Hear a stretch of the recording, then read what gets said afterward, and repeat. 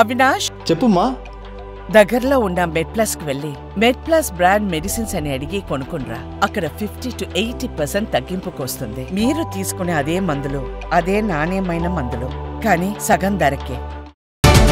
పైరవీల కోసమో ఎవరి కాల్లో పట్టుకోవడానికో, కేసుల నుంచి తప్పించుకోవడానికో, గవర్నర్ నుంచి అనుమతి ఇవ్వకుండా ఆపుకోవడానికో మా ప్రయత్నం కాదు.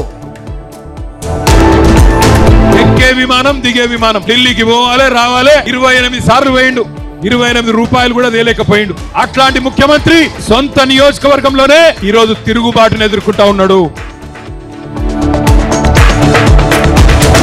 పంచాయతీల ద్వారా అండ్ ఫారెస్ట్ డిపార్ట్మెంట్ కూర్చోబెట్టి we can form some kind of awakening and awareness సభస్ అండ్ అవగాహన సదస్సులాగా అదొకటి ప్లాన్ చేయండి. ఒకటి వాళ్ళు డెడికేటెడ్ కమిషన్ వేస్తే వాళ్ళకి కూర్చుందామంటే కుర్చీ లేదు, రాసుకుందామంటే పెన్ను లేదు.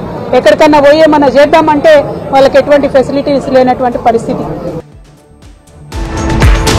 బీసీలకు రాబోయే కాలంలో స్థానిక సంస్థల్లో మేమెంతో మాకంత ఆ విధంగా రిజర్వేషన్ రావాలని కూడా మేము ప్రత్యేకం కోరాం. ఆ విధంగా సూచన కూడా చేయమని కమిషన్ గానే అడిగాం.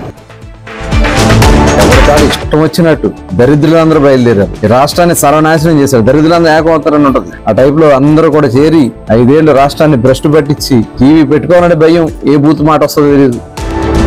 పర్సనల్ గా వ్యక్తిత్వ హననం మా నాయకుడికి మేము చేయాలనుకున్నప్పుడు ఎవరో మెప్పు పొందడం కోసం, ఎవరో మెప్పించడం కోసం మీరు మా నాయకుల వ్యక్తిత్వ హననం చేయడానికి ప్రయత్నిస్తే వాస్తవాలు మాట్లాడకుండా మేము ఎలా ఉంటామా సన్న ఒక్కసారి ఆలోచన. రెడ్ బుక్ రాసింది మాత్రం మన లోకేష్ బాబు గారు. ఆయన శాశ్వతంగా రెడ్ బుక్ రచయితగా నిలిచిపోతాడు. ఆ రెడ్ బుక్కే మీకు శాపం కాబోతుందని కూడా ఈ సందర్భంగా నేను చెప్తున్నాను. ఈ హయాంలోనే ఎన్నడూ లేనటువంటి విధంగా ఎంత అప్పుల్లో విద్యుత్ రంగం కూరకపోయింది, ఎంత సంక్షోభంలో పడిపోయిందని చెప్పడానికి ఈ లెక్కలో ఒక ఉదాహరణ అని చెప్పి సందర్భంగా తెలియజేస్తున్నాను. జగన్మోహన్ రెడ్డి గారు అప్పు చేశారట. 6 నెలలుగా అప్పు కట్టడానికి, పిల్లలకి ఫీజు రియంబర్స్మెంట్ ఇవ్వడానికి మీకు చేతులు రావటం లేదు. తద్వారా these people are unable to take their TCs from the schools or colleges. Who has to pay? ఆర్థికంగా బడ్జెట్ పెట్టాలని చూసిన సందర్భంలో కల్లా ఖాళీ. 11 గంటల లోపల మీరు కళ్యాణం చెక్కులు ఇవ్వకపోతే ఖచ్చితంగా అందరు తీసుకొచ్చి ఈ మండల ఆఫీస్ ముందే ధర్నా చేస్తారని చెప్పి సందర్భంగా హెచ్చరిస్తా ఉన్నాం. కలెక్టర్ కూడా విజ్ఞప్తి చేస్తా ఉన్నాం. ఒకటి ఏబిసిడి వర్గీకరణ చెయ్యాలనే ఒక ప్రధానమైన డిమాండ్ వస్తుంది. ఆర్థికంగా పుష్టిగా ఉన్నారు, సంఖ్యాపరంగా ఎక్కువ ఉన్నారు, వాళ్ళే మొత్తం అనేది కొట్టుకోబోతున్నారు. మరి మాటకోట నుంచి రాళ్ల ప్రారంభించాలని చెప్తున్నావు.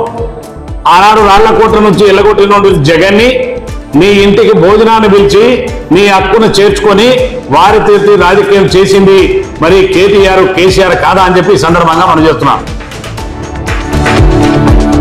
రాహుల్ గాంధీ నిన్న మొన్న అప్పుడు ఎందుకు భయపడలేదు, ఇప్పుడు ఎందుకు దాన్ని వాపసు చేసుకున్నామని చెప్పి అపాయింట్మెంట్ కూడా ఢిల్లీలో రాహుల్ గాంధీ చేయడానికి భయపడిపోయినావా?